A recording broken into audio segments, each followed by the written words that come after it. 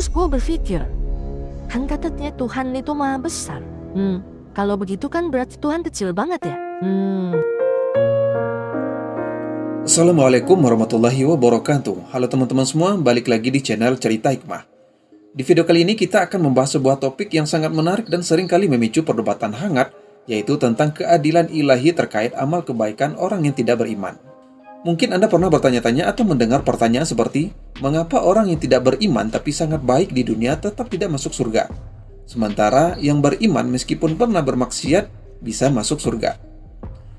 Nah, di video ini kita akan mereview dan mengupas tuntas jawaban atas keraguan tersebut secara mendalam berdasarkan penjelasan yang sangat logis dan berlandaskan ayat-ayat Al-Quran.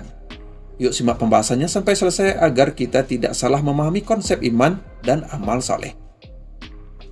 Namun sebelum lanjut, jangan lupa untuk memberikan dukungan sederhana dengan cara tekan tombol subscribe dan like video ini.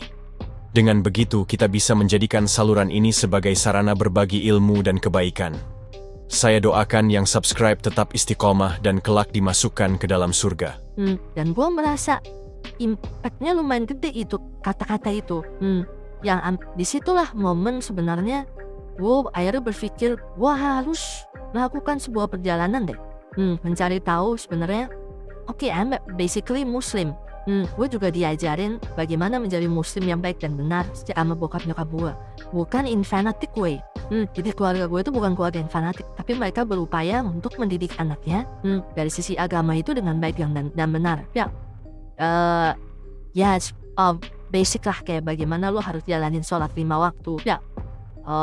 Lo baca Quran, dan segala macam. Gue juga punya les Quran.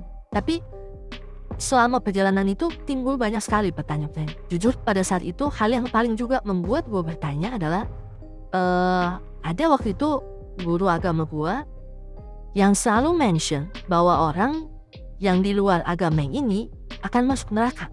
You know what I mean? Sedangkan pada saat itu gue lagi dalam proses pencarian gitu, pengen tahu. Terus gue berpikir, kan katanya Tuhan itu maha besar. Kalau begitu kan berarti Tuhan kecil banget ya. Maksudnya gue jadi berpikir, gue bertanya gitu, kenapa gitu. Dan gue gak pernah punya dapet jawaban yang jelas gitu, yang pas gitu, bahwa kalau Tuhan maha besar berarti dia ngelihatnya gak dari sisi itu gitu, tapi ngelihatnya dari kasar gini. Let's say gue dari agama A, agama B gitu. Kita gak usah nyebutin ya agama B. Yang A meyakini bahwa kalau yang di A lo masuk neraka. Akhirnya yang A stick dengan jalanin ini kan, dengan keyakinan bahwa dia akan masuk surga. Tapi kehidupannya dia kacau balau. Nah yang ini, walaupun dia sudah dapat stigma bahwa lo tidak akan masuk surga, tapi dia menjalani kehidupan dengan baik dan benar. Dia berbuat sesuatu demi kebaikan orang lain, kayak dia jalanin hidup dengan baik. Masa Tuhan terus bilang, enggak, lo masuk. Kasarnya gitu ya, kalau misalnya di pikiran gue gitu, lo masuk neraka tetap. Karena lo nggak ngit. Buat gue itu sebuah pertanyaan yang bikin gue terus berjalan.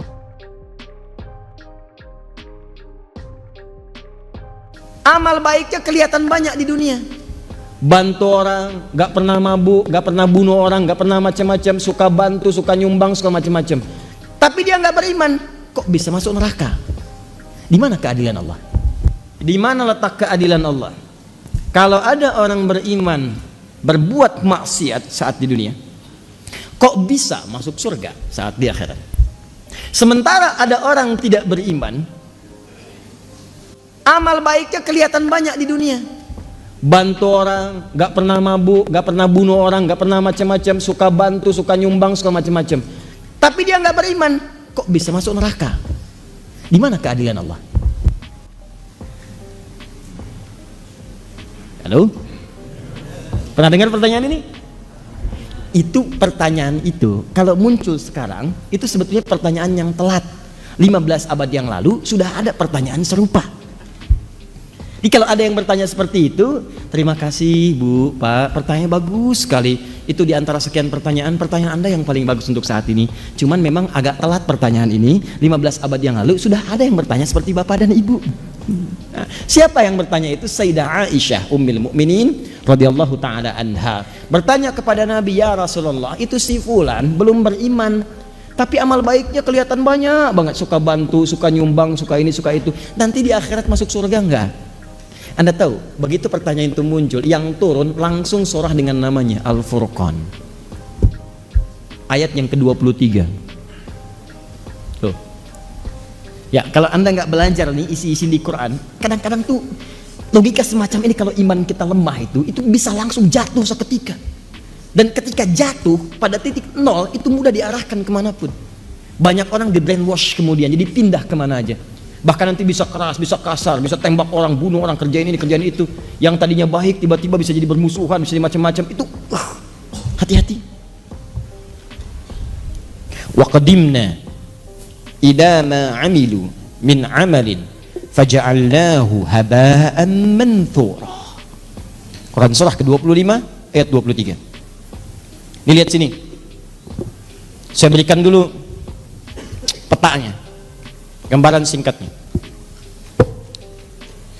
Kita tinggal di mana sekarang? Di bumi. Oh. Kenapa? Oh, ya sudah. Kalau sudah tidak ada harapan untuk kehidupan di bumi, maka saya sarankan pindahlah ke Bekasi. Karena banyak sekali harapan di Bekasi. Harapan Indah, Duta Harapan, sampai ujung harapan.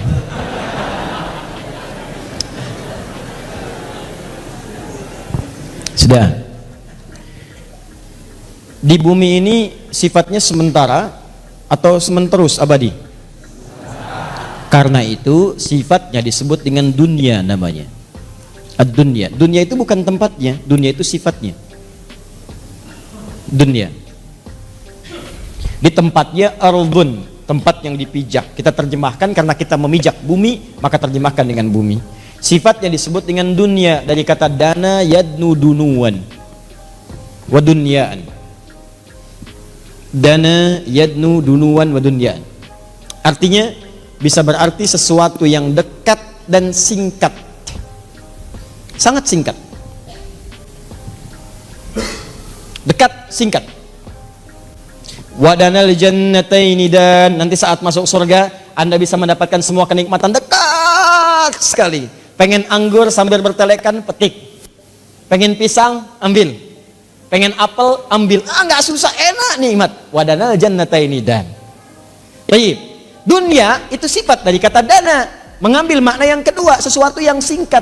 Kenapa kehidupan di bumi disebut dengan dunia? Ingin menunjukkan bahwa semua yang kita jalani rasanya teramat singkat. Masanya begitu dekat. Kayaknya baru kemarin kita ketemu ya. Iya, sudah punya cucu 5. Kayaknya baru kemarin kita ketemu ya. Iya, sekarang sudah ketemu lagi sekarang. Kayaknya baru tadi pagi kita merencanakan taklim, hari ini sudah ada di sini.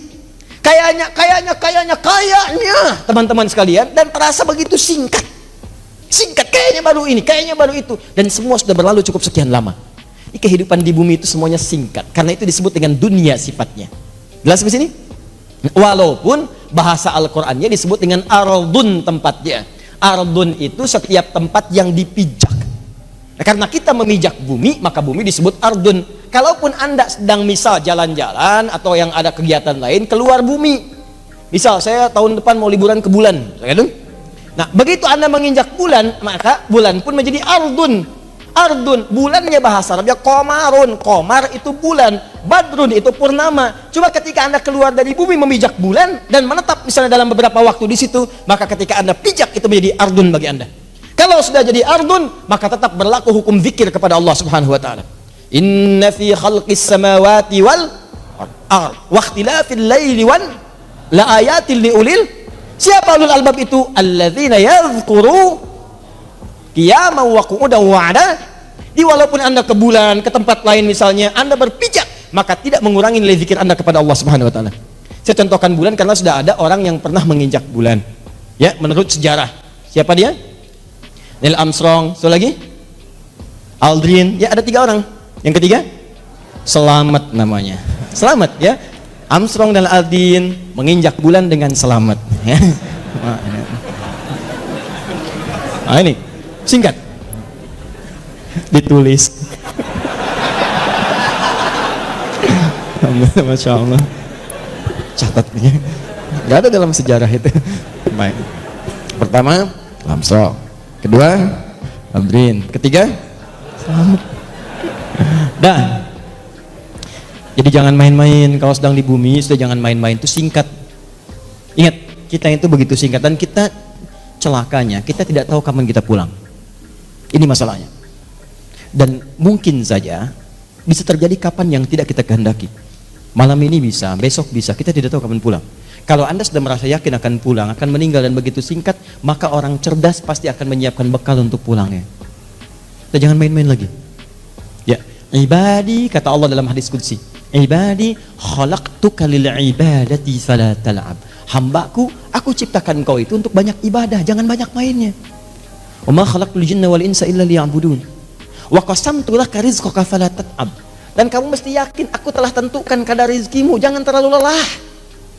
Kerja ini hanya untuk mengumpulkan. Aku udah bagi, kamu berikhtiar, kamu dapat.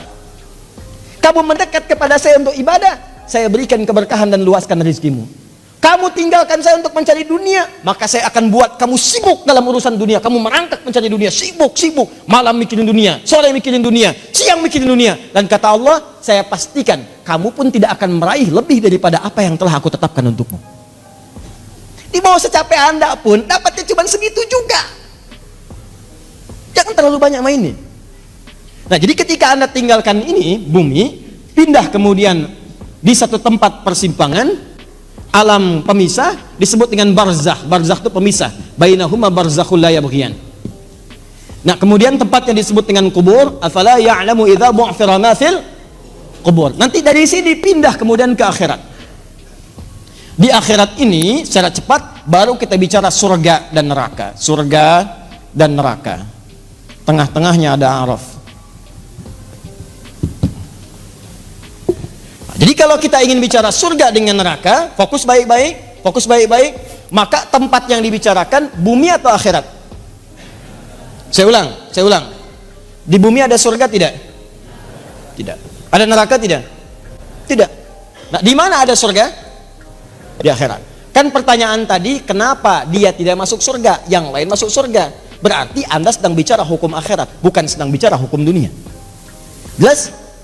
Nah, dalam kaidah mengatakan di setiap tempat yang berbeda pasti memiliki hukum yang tidak sama. Jangankan masalah akhirat, di bumi saja kalau tempatnya beda hukumnya tidak sama. Toilet Lebak Bulus akan beda dengan toilet Kampung Rambutan. Di sini bayar 1.000, sana 2.000. Parkiran sini 3.000, parkiran sana 4.000. Anda ke GGP dengan Grand Mall, jangan harap kemudian bayarnya sama. Saya dari GGP bayarnya segini, kenapa di sini beda? Kalau mau sama, Bapak parkir di Grand Mall sana. Bayarnya ke sini. Silahkan. Oh, itu baru hukum dunia. Maka apalagi ketika Anda akan bawa ke hukum akhirat. Kalau Anda ingin pindah ke tempat yang lebih hebat lagi, tempat yang lebih bagus lagi, maka jangan samakan dengan hukum yang pernah Anda dapati saat berada di bumi. Makanya jangankan hukumnya, benda-benda bumi pun akan dibawa ke akhirat. Makanya ketika seseorang kemudian wafat itu artinya meninggalkan bumi, meninggalkan dunia, maka disebutlah kemudian telah meninggal dunia. Kenapa kalimatnya meninggal dunia? Orang sudah paham kok, wafat juga cukup wafat. Kenapa kalimat meninggal dunia dimunculkan? Maksudnya semua hukum-hukum dunia, bekal-bekal dunia akan ditinggalkan ketika dia meninggalkan tempat ini. Ayo, antum yang kumpulkan uang yang banyak, antum kumpulkan handphone yang banyak, yang paling canggih, kumpulkan mobil yang paling hebat, luaskan rumah antum, silahkan. Cuman saya kasih tahu dari sekarang, begitu antum meninggalkan dunia, antum akan meninggalkan semua yang antum banggakan itu. Nggak usah takut kalau Anda disebut oleh sementara orang kamu nggak kaya, nggak apa-apa, cukup hidup. Toh orang kaya juga kalau meninggal nggak akan dibawa kekayaannya. Silahkan cek, gelarnya sama, tinggalnya sama dalam tanah. Nggak percaya silahkan, dia meninggal, antum meninggal, sama aja. Nggak ada orang dikuburkan dengan mobilnya, dikuburkan dengan handphonenya, dengan rumahnya, dengan kebanggaannya, nggak ada. Kenapa? Karena yang dibawa ketika dia pulang ke tempat lain bukan bekal dunianya, ini habis, tinggal. Apa yang dibawa ke akhirat? Yang dibawa itu bekal amal akhirat, bukan dunia. Jadi tidak adil kalau ada orang ke akhirat bawa bekal dunia, itu nggak adil. Yang adil itu siapkan bekal akhirat. Begitu kamu ingin ke sana, bawa bekal itu. Jelas? Nah sekarang persoalannya, apa bekal akhirat itu? Bekal akhirat itu cuma dua kalau ingin masuk surga. Dua bekalnya. Satu iman, kedua amal soleh. Iman plus amal soleh. Gini caranya. Saya ulang. Satu iman, dua apa? Amal soleh. Buka Quran surah kedua Al-Baqarah ayat 25, paling kanan sebelah atas. Wa basyiril ladzina amanu, iman, wa amilus solihati, amal soleh, anna lahum jannatin tajri min tahtihal anhar. Maka orang yang punya iman dan membuktikan imannya dengan amal soleh itu, kami akan jamin muaranya dengan surga dengan segala keindahannya. Sungai-sungai mengalir di bawahnya dengan segala ragam dan jenisnya. Ada air susu, ada macam-macam, ada madu dan sebagainya. Maka kalau anda ingin masuk ke surga, bekalnya cuma dua. Satu apa? Iman. Kedua apa? Amal soleh. Ini bekalnya. Pertama iman, diberikan bekal semua. Semua yang lahir itu membawa iman dalam dirinya. Cuman yang merubah itu lingkungannya. Kullu mauludin yuladu 'alal fitrah. Semua yang lahir dari rahim manusia manapun membawa fitrah. Fitrah diantaranya apa? Keimanan. Dari mana taunya? Buka Quran surah 30 ayat 30. Fa aqim wajhaka lid-dini hanifa. Hadapkan dirimu kepada din yang sesungguhnya, yang lurus, yang benar. Apa itu din? Islam. Tahu dari mana? Quran surah ketiga ayat 19. Inna dina 'indallahil Islam. Teruskan ayat yang tadi, fa aqim wajhaka lid-dini hanifa, din Islam, fitratallahi allati fataran nasa 'alaiha. Itulah fitrah yang Allah berikan pada setiap manusia. Dia orang itu semua lahir ada fitrah-fitrahnya itu beriman. Cuman sayang kata Nabi, kullu mauludin yuladu 'alal fitrah fa abawahu yuhawwidani aw yunassirani aw yumajjisani. Maka lingkungan abawa itu bukan cuma orang tua. Kadang orang tuanya muslim, disekolahkan di tempat yang bukan islami, terbawa, pindah keyakinan, iman hilang. Itu jadi masalah. Gaul di tempat orang yang tidak beriman, ke bawah, ngobrol diskusi ke bawah, pindah hilang keimanan. Itu bekal iman tidak ada, tinggal amal soleh. Apa bentuknya amal soleh? Nih, banyak. Setiap kegiatan kita berpeluang jadi amal soleh kalau dilakukan dengan iman. Contoh, mau duduk, bismillah. Begitu saya duduk, itu kalimat bismillah ya, itu yang menjadikan duduk saya mendapatkan pahala. Itu yang disebut dengan amal soleh. Saya ulang ya, saya ulang. Fokus.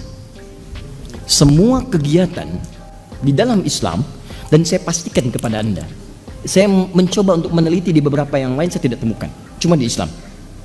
Ya, ini kaidah kita. Jadi kalau ditanya bisa jawab, bukan dalam konteks merendahkan yang lain, tidak. Perhatikan baik-baik. Cuma di dalam Islam yang semua aktivitasnya itu bersanding dengan doa, dari mulai bangun tidur sampai tidur lagi. Silahkan cek. Bangun tidur kita ada doanya? Ada. Cek di tempat lain, anda tidak akan temukan. Bahkan diatur. Sebagai penutup, marilah kita merenungkan sebuah perumpamaan yang sangat menyentuh hati. Bayangkan seorang ibu yang telah mengandung anaknya selama 9 bulan dengan penuh perjuangan dan pengorbanan, meneteskan keringat serta air mata, menyusui selama 2 tahun, hingga mengasuh dan mendidiknya sampai dewasa dengan kasih sayang yang tidak bertepi. Namun ketika anak itu dewasa, ia justru enggan mengakui dan tidak lagi menganggap wanita tersebut sebagai ibunya. Bagaimana kira-kira perasaan sang ibu? Tentunya hatinya miris, terluka, dan dihinggapi rasa kecewa yang luar biasa.